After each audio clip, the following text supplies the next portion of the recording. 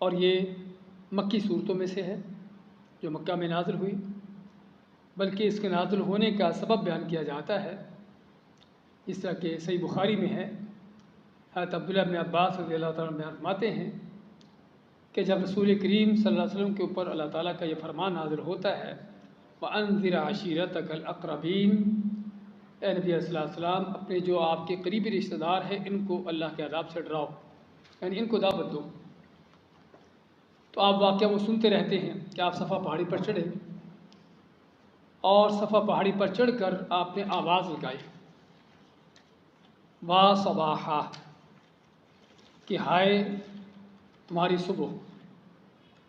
اور یہ عربوں کے ہاں معروف تھا کہ اگر کوئی بڑا خطرناک معاملہ درپیش ہوتا تو جس نے وہ چیز دیکھی ہوتی، وہ خطرناک چیز، وہ فوراً کسی اونچی جگہ پر چڑھتا، پہاڑی ہے تو تب، یا کسی اور اونچی جگہ پر، اور اس جگہ پر چڑھ کر یہ آواز دیتا، آواز لگاتا۔ اس کی آواز سن کر لوگ پھر اس کے پاس جمع ہو جاتے، پوچھتے بھی کیا معاملہ ہے۔ اور عام طور پر عرب کے اس ماحول میں، اسلام سے پہلے کا جاہلیت کا ماحول، اس میں کیا تھا؟ لوٹ مار، دنگا فساد، کہ کوئی لوگ آئے ہیں، کوئی لشکر فوج آیا تمہارے اوپر حملہ کرنے کے لیے، عام طور پر یہ ہوتا تھا۔ تو رسول کریم صلی اللہ علیہ وسلم نے بھی صفا پہاڑی، اور صفا پہاڑی آپ دیکھتے ہیں جو ساتھی عمرہ حج کرنے جاتے ہیں وہ صحیح صفا مروہ کہاں سے شروع کرتے ہیں؟ صفا سے، اگرچہ جہاں سے شروع کرتے ہیں یہ صفا کا صرف نیچے کا حصہ ہے، اصل پہاڑی پیچھے بہت اونچی ہے، اور اس پر ابھی شاہی محلات ہیں۔ آپ نے اگر دیکھے ہوں بیت اللہ کے جو حجر اسود ہے اس طرف، اس کونے کی طرف دیکھیں گے، اوپر شاہی محلات آپ کو پہاڑی کے اوپر نظر آتے ہیں۔ تو یہ صفا پہاڑی پوری، تو آپ اس پہاڑی کے اوپر چڑھ کر آپ نے یہ آواز دی، تو لوگوں نے، مکہ والوں نے جب یہ آواز سنی تو دوڑے آئے، حتیٰ کہ روایتوں میں آتا ہے کہ جو خود نہ آ سکا اس نے کسی آدمی کو بھیجا کہ جاؤ دیکھو کیا معاملہ ہے۔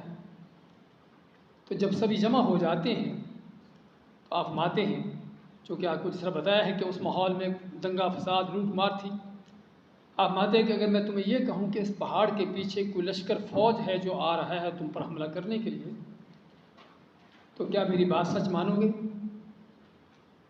تو لوگوں نے کیا کہا کہ ہم نے آپ سے کبھی جھوٹ نہیں سنا، آپ مکہ والوں کے ہاں صادق اور امین کے نام سے جانے جاتے تھے، اور آپ صلی اللہ علیہ وسلم کا سب سے پہلے یہ ان سے کہلوانا کیوں تھا؟ تاکہ اگلی بات جب کہیں تو یہ نہ کہیں کہ آپ جھوٹ بول رہے ہو۔